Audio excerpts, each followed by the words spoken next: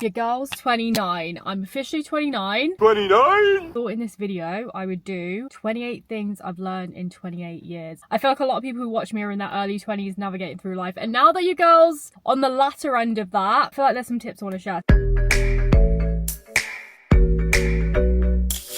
Okay, number one, not everything is life or death. As an anxious girly, sometimes it can feel like the smallest thing is a matter of life or death. If you are someone who's anxious, which join the club sis, it can be hard to differentiate that. Like, I know it's not life or death, but my brain doesn't know that, and therefore my body reacts probably in the way I would react in a life or death situation. And to be honest, the amount of actual life or death situations I've been in, probably one. And that's when I nearly drowned when I was younger and my brother ran away and left me to get engulfed by the ocean. Taking a step back and actually thinking about when you've been in a life or death situation. Now, I don't know, you might have been, but it's most likely that the thing that you think isn't. Number two, your parents are human too. Now, I'm not gonna get emotional in this video, mainly because there's people watching me film it. I can only speak for myself, but my parents are two of the most incredible humans I have ever come across. And I'm not just being biased. I think for me, especially because I love my family and especially my parents so much, you can look at them as these perfect people who can never do any wrong and who have never had a life before being your parent. They've had a whole ass life before you, and they are also recovering from trauma that they probably went through, just in general figuring life out themselves. So that means that they are going to make mistakes, and they also have shit that they are going through.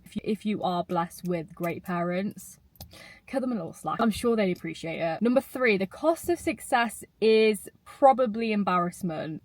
Let's take social media, for example. One of my goals, one of my dreams since I was like 10 years old was to have a YouTube channel, be a content creator. But the journey to get here took multiple embarrassing moments. If you want to become successful or something, normally you're starting unskilled or with lack of knowledge on it. So you've got to be okay with getting things wrong and looking a bit silly. And that's okay, because not only does it show you how much you've grown, but it enables you to improve every time. I don't think there's one person on this earth who can look back on everything they've ever done or put out there and think that's not cringe, because it's not possible. Number four, literally, this is something I learned recently. Literally anything can happen, good or bad. Don't test it.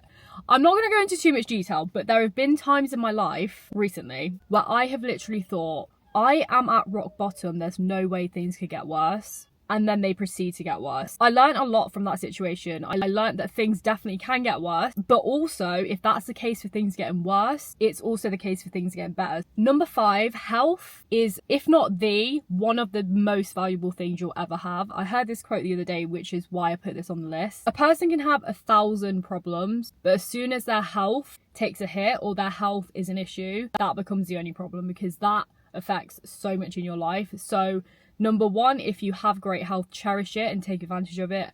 And number two, take care of yourself so that your health has the best opportunity to flourish, and then you can flourish in life. Because me, not so much as a hypochondriac, I don't take my health for granted, but as a society, I think we do, and especially as like younger people, we tend to take our health and mobility for granted until we don't maybe have that. I also saw another quote which said, there is someone in a hospital bed wishing that they could do what you can do, so go and do it. Number six, intuition whispers, anxiety screams. I'm not going to go too much into this because I feel like I might do a separate video on the whole anxiety thing, but one rule of thumb, if you are someone who is anxious but you struggle to tell, is this my intuition, is this my gut feeling telling me that something terrible is going to happen? If it's anxiety, it will be screaming at you. And if it is a gut feeling or intuition, it will be a whisper. It will just be like a general feeling, whereas anxiety is normally really loud and probably something you ruminate on for ages, rather than being in the background and just being like a general feeling. Definitely helped with my anxiety. Like I said, your girl's not perfect, but it's a great piece of advice. Number seven, that person who made you cry yourself to sleep is not the love of your life. Sometimes you can be good friends for other people, but not for each other. Two people can be bad for each other, but good for other people. And I think that's just a fact of life. And it depends on so many things. It depends on your relationship with each other. It depends on what's happened between the both of you. But learning to accept that fact, and it kind of goes hand in hand with the fact that not everyone is going to like you. There doesn't have to be hard feelings, and you don't have to have this thought that if someone's not a good friend for you, or if someone decides that you're not a good friend for them, it doesn't make either of you bad people. It just means it's not working, and that's okay. Which leads me on to my next point, which is good people can do bad things. Again, knowing that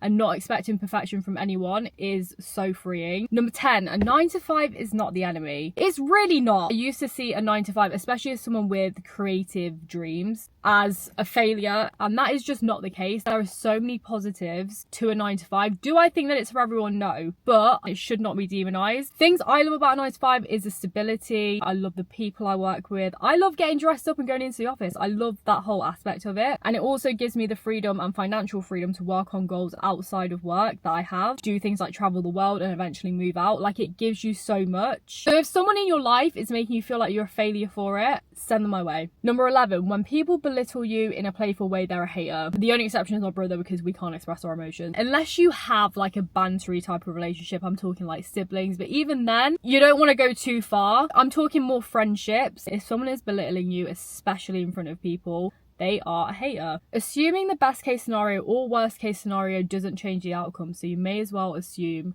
the best case. I feel like this kind of speaks to the point I made before about literally anything can happen. You may as well focus on the positive, because focusing on the negative is just counterproductive and it's not going to get you anywhere. Trust me, as someone who's done that her whole life, it gets you nowhere. 13, it's easier to be consistent with exercise when you enjoy it. This is something I've learned like super recently, as in like last month. I mentioned in a previous video that I recently gave up the gym and took up yoga instead, like on a more regular basis. I cannot explain to you how much I love hot yoga. Like, it's the love of my life. Having that pure enjoyment makes me want to go to the classes. This is how I know I enjoy yoga. I go on a Saturday morning. It starts my day in the best way and I feel amazing. And while I'm actually doing the exercise, I'm loving life. I'm enjoying it. Downward facing dog. Sign me up. So whatever that thing is, whether it is weightlifting, yoga, Pilates, whatever it is, if you enjoy it, you are 10,000 times more likely to be consistent and then see results. Some fears are worth getting over and some are not. I feel like, again, this is a huge thing with our society. People are so obsessed with getting over their fears. I'm someone who does like to get over her fears. Like, if there's something that scares me, for example, public speaking, I'll most likely want to do it just to prove to myself that I can do it. Another example of a fear for me that's worth getting over, because I think it can differ for different people, is flying. I do not like flying. I've always been an anxious flyer, but because not flying would stop me from having the experiences I want to have and seeing the world, that is a fear for me that's worth getting over because it allows me to have experiences. A fear that's not worth getting over for me is roller coasters. I hate them. Never liked them. I used to force myself to go on them so I wasn't feeling left out. I don't like the feeling. I don't like the adrenaline. I don't like, I feel like I'm gonna die every second. For me, that is not a situation where that's limiting me in any way. How many times have I gone to an amusement park? Maybe 3 times in my life.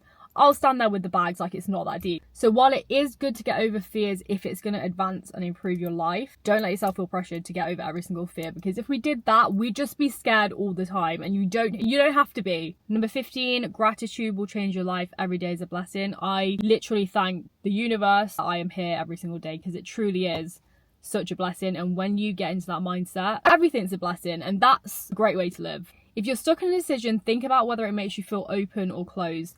I heard this on a podcast the other day and I really liked it, and I realized I actually do use this. So when you're making a decision, whatever it is, and if you're stuck between whether to do something or not, imagine yourself doing it. And if that in general makes you feel open, and scared can also feel open, but if it in general makes you feel like you'll grow from it and like it will expand your life, then go for it. And if it does the opposite and it makes you feel small and it just doesn't give you a good feeling, it's probably best not to do it. Obviously there's some things we can't avoid, but in general, if it's a choice that you can make, that changes the game. Number 17, don't send that paragraph. 18, dress for how you feel, not what the label says. This is something I learned a few years ago, and it has changed my life. As someone who struggled with body image and stuff when I was younger, as you can imagine, I used to focus so much on the size of clothing and relate that to, I guess, my value. But you enjoy life so much more when you just wear the jeans that fit. Don't even think about the size. Try them on. If they feel good and look good, they're the jeans for you. Number 19, let them. Just let them. People are going to act how they act, whether that's good or bad, and you can only control how you react. And the best thing to do is just let them. Number 20, you wouldn't be dreaming it unless there was a part of you that believed you could do it. Your mind is so powerful, and if there's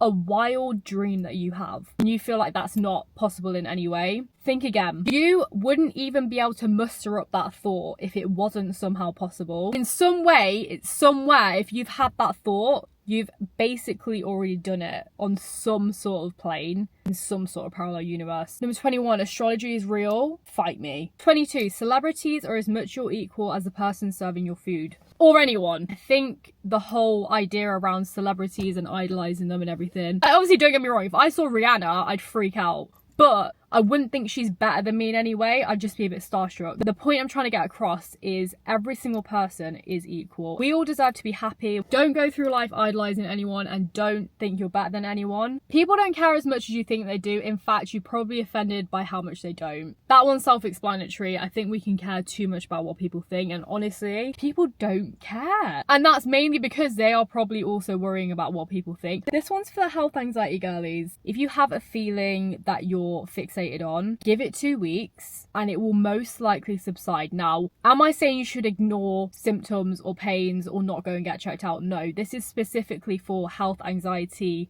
sufferers, because it can be debilitating. Every single feeling you get, every single symptom you get, you fixate on it and think you're dying. But 9 times out of 10, focusing on it makes it worse. My dad told me this rule that if it stays for 2 weeks, or if you still notice it after 2 weeks, go get it checked out. Again, there are exceptions to this, but you'll normally find that after 5 minutes, it goes. You can do a whole separate video on health anxiety though, because your girl needs help. 25, if you go through something hard, get better, not bitter. You never know when you're about to have a breakthrough, so keep going. Whether it's content creation or just going after a dream. If it's still something you want to pursue, keep going, because you literally never know when you're going to have your big break, or when you're going to post that video that goes viral, or when you're going to find your audience, or whatever it is. 27, being self-aware is the most valuable skill you can have. And that is coming from someone who's met a lot of people who are not self-aware. Being self-aware, emotionally intelligent, and if you're not those things, working on them is going to improve your life so much. And finally, it's never that deep. That's it. That's the 28 things I've learned in 28 years. I've learned a lot more than that.